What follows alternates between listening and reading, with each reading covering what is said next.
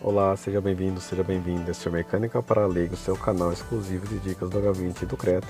E no vídeo de hoje vamos falar sobre um ruído que está apresentando na bomba de alta pressão de combustível do HB20 e do Creta nova geração. Então vamos lá para o nosso mecânico de confiança e na sequência já mostra o vídeo com o ruído da bomba de alta pressão.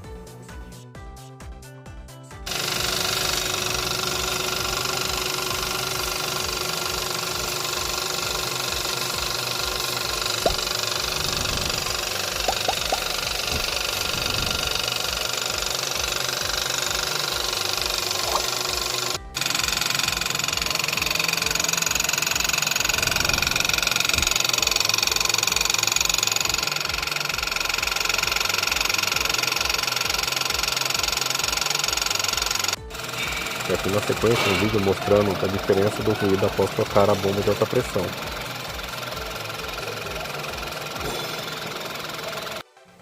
Na sequência mostra as fotos do alojamento da bomba de alta pressão e da bomba de alta pressão, que está com defeito.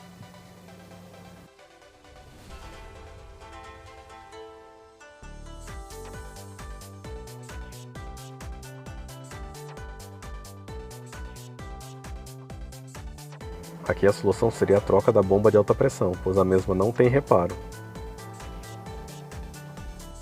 E essa foi a dica de hoje. Se você não quer perder os próximos vídeos, já clica no sininho que está aqui embaixo para o YouTube te avisar, tá ok? Um abraço e até mais.